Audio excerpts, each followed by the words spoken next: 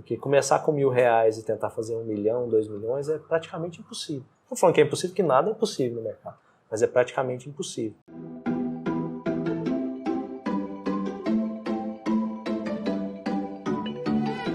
Quando a gente fala de operar day trade, geralmente o que as pessoas pensam de cara, dólar e índice, dólar e índice.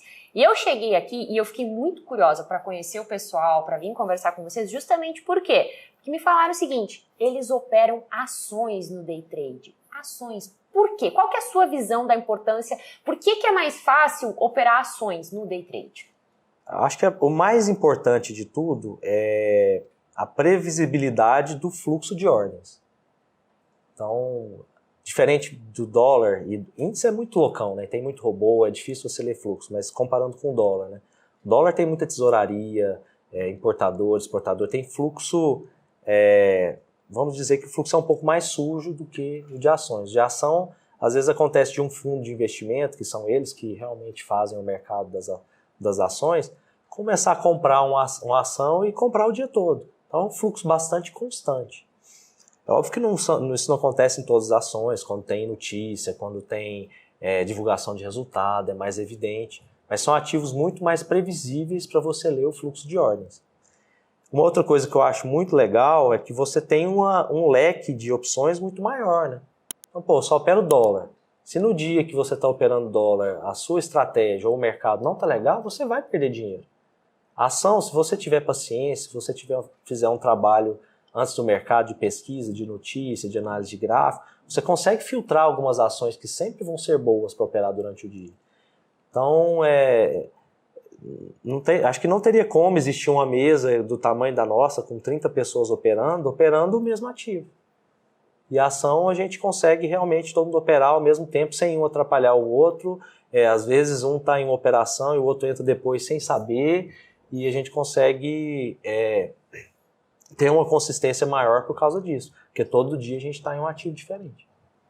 E como que você criou, querendo ou não, quando você resolveu, vou fazer a mesa aqui, proprietário, vou chamar as pessoas para operar, como que você desenvolveu, porque você teve que criar uma metodologia para gerenciar pessoas, porque até então você estava acostumado a gerenciar financeiro, fazer o seu gerenciamento de risco no mercado, operar ativo, querendo ou não, você teve que gerenciar pessoas. Certo. Como que foi criar essa metodologia para trabalhar com pessoas?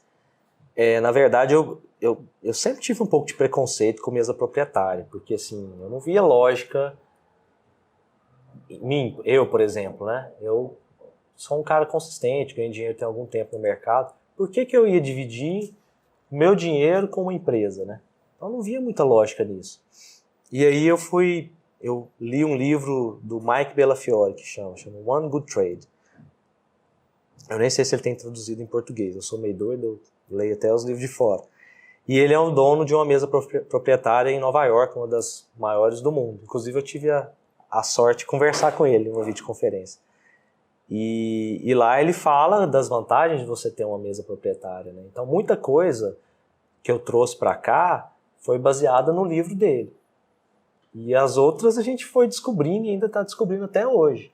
Porque assim, eu tive a sorte de ter pessoas competentes, pessoas esforçadas. Aqui não eu costumo brincar com os meninos, não é um reinado, a gente realmente é parceiro. Então, se tem alguma ideia, o pessoal fala comigo, a gente vai implementar. Então, acho que nesse ano de empresa, a gente tem 1 ano e 2 meses, a gente já mudou, sei lá, umas 20 vezes a forma de gerir, como fazer. Então, peguei essa experiência do Bellafiore, lá da SMB Capital, se alguém quiser ler o livro ou pesquisar sobre a empresa, SMB Capital. E a gente montou e olhando diariamente, não, assim funciona melhor, assim não funciona. No início eu cuidava pessoalmente de todo mundo, porque era pouca gente, hoje eu já não dou conta, então eu tenho que dividir em grupos, e já tem os chefes desses grupos, e aí eu vi que grupos menores são mais eficientes, então a gente Foi testando, adaptando, experimentando. Pode ser que da próxima vez que a gente converse já esteja completamente diferente do que está hoje. Mas não é fácil. Uma coisa que eu achei legal aqui é que eu vi que o pessoal tem, cada um na mesa, tem uma faixinha dessas e são cores diferentes. Explica aí o que são essas faixinhas aqui. Então, essas faixas a gente leva muito em consideração o mérito, né? Então todo mundo começa como se fosse artes marciais, karatê, o jiu-jitsu, judô, né? Todo mundo começa na faixa branca, são os iniciantes, né? Depois que eles passam pelo teste do simulador para começar a operar pela empresa, faixa amarela, faixa vermelha, e vai seguindo uma graduação. Qual a diferença dessas faixas? Todas elas têm uma quantidade de perda e uma meta diferente. Então, no início, por exemplo, uma faixa amarela, a meta diária da faixa amarela é R$500 e a de perda 250. Sempre metade, porque a gente preza muito pelo risco-retorno, né? A gente olha muito essa questão da matemática, né? Não tem como ganhar dinheiro no mercado se você perde muito em muito e ganha de pouco em pouco, né? Então, como a gente tem um sistema para travar isso, a gente faz isso em todas as faixas. E é legal porque eles acabam que um incentiva o outro, né? É uma competição, mas é uma competição saudável entre a equipe. Porque um olha, pô, o cara lá é faixa roxa lá, já, por que eu não posso ser faixa roxa, né? Então, eu vou me esforçar para mudar de faixa. E aí isso bate diretamente com o que eles podem ganhar por mês, né? Se você ganhar de 500 em 500 é bom, mas ganhar de 1.000 em 1.000, 1.500 em 1.500, 2 em 2, começa a ficar melhor ainda, né? Tanto para eles quanto para a empresa. Então foi um jeito que a gente fez para tornar o mérito mais perceptível entre eles. Aí tem a cerimônia de passagem de faixa, né? Olha que legal. Que aí quando o cara passa de faixa, ele tem que passar tipo num corredor polonês e apanhar de todos os outros, né? Tem até uns vídeos lá no Instagram da turma apanhando. E é doído. Só que eles não batem nas meninas, né? Eu achei muito interessante essa questão das faixas, porque você tem um crescimento por mérito. Você vai aumentar a sua mão, operar mais pesado, a partir do momento que você já sabe o que, entre aspas, você está fazendo com aquela mão. Não é simplesmente o fato de ganhar ou perder dinheiro. Tem uma evolução nisso tudo, não é? Perfeito. Eu acho que o mais importante, assim, voltando na questão de por que operar numa mesa, né?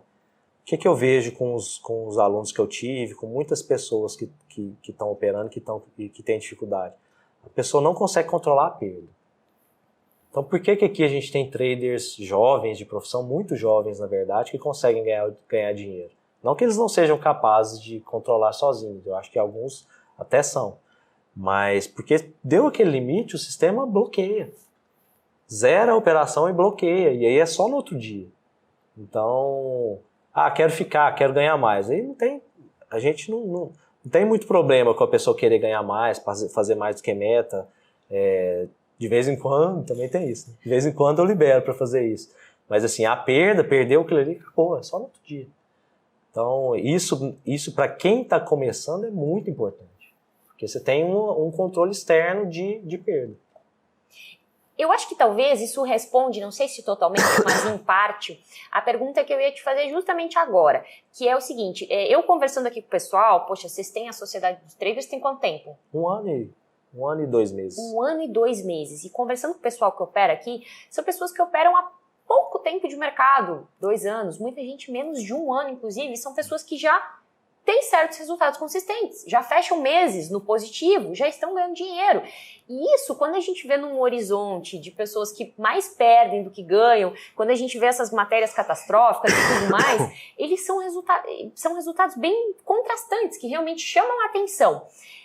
Ao que você atribui realmente esses resultados, digamos assim, tão bons? Tem alguns fatores. Eu acho que um dos mais importantes é esse que eu acabei de falar, que é o controle de risco rigoroso, externo. Então, quem está começando às vezes fala, pô, Fred, eu não trabalho para a mesa proprietária, como que eu faço isso? Às vezes é interessante trabalhar em equipe. Junta com um amigo e fala assim, pô, se eu chegar em tal valor, você zera minha conta e desliga meu computador. Às vezes vai dar porrada entre os dois de vez em quando, mas assim, é legal ter esse controle externo. Eu já passei por isso, de perder a cabeça e, meu stop, sei lá, esse eu lembro. Era R$2.500 e eu perdi 25 mil no dia. Então, assim, não tem nenhuma lógica isso acontecer, né?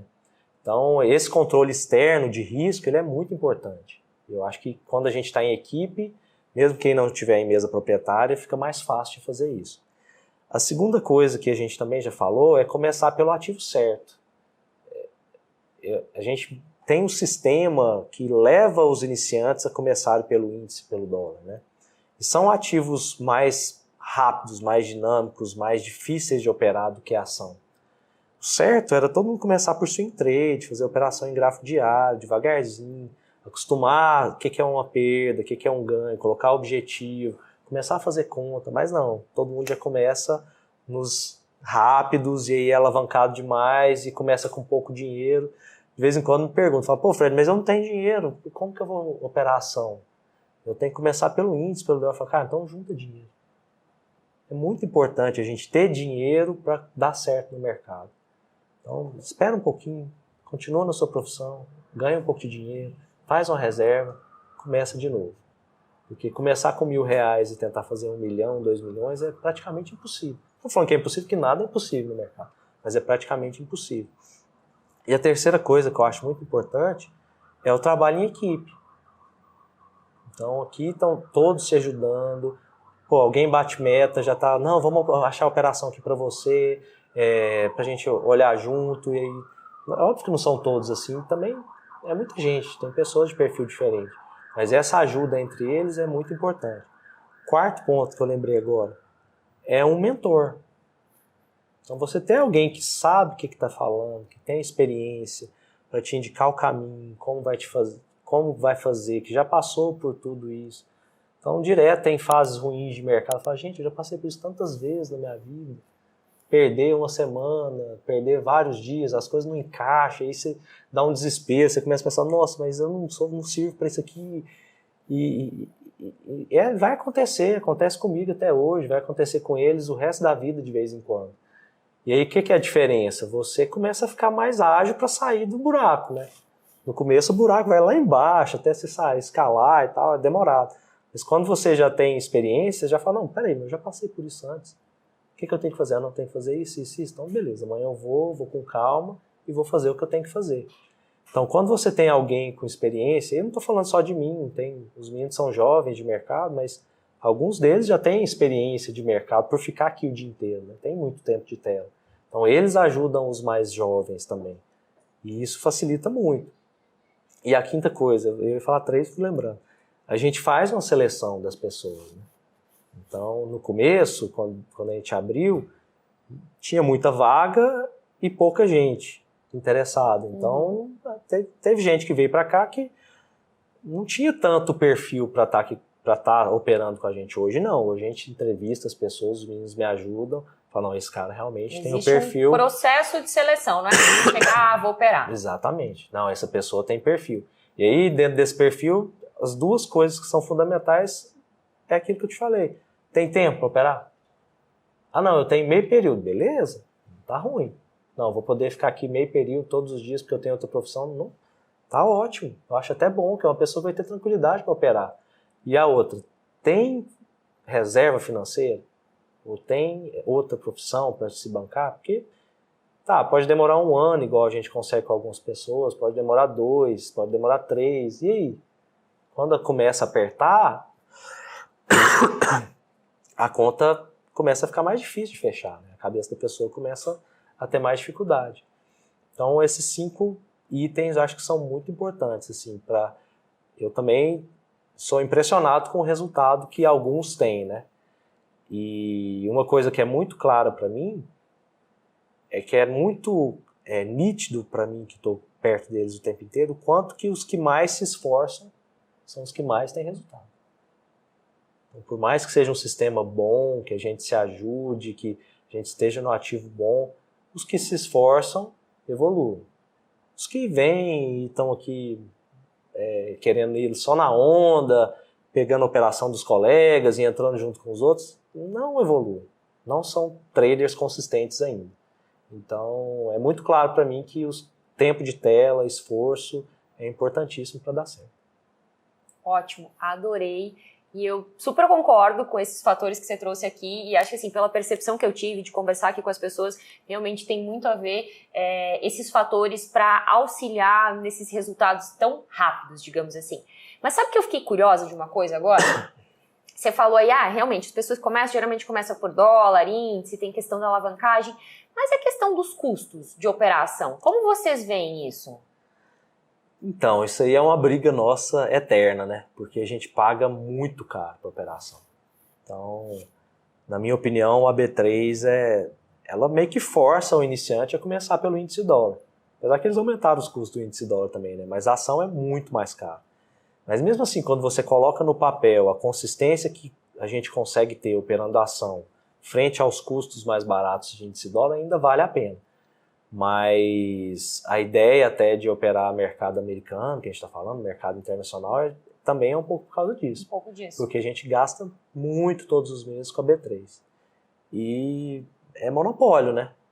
Vamos fazer uma campanha, gente. B13, diminui as taxas aí para operação. Vamos lá, todo mundo fazer uma campanha aí, dar uma pressão para melhorar isso, para que mais pessoas venham operar ação também no day trade. Legal. Né? Porque as corretoras fazem a parte delas. Porque tem corretora que dá 25 vezes, 50 vezes de alavancagem para operação. Ou seja, você que achou que não, o mercado de ações não é possível alavancar, você está enganado, é isso mesmo? Está enganado.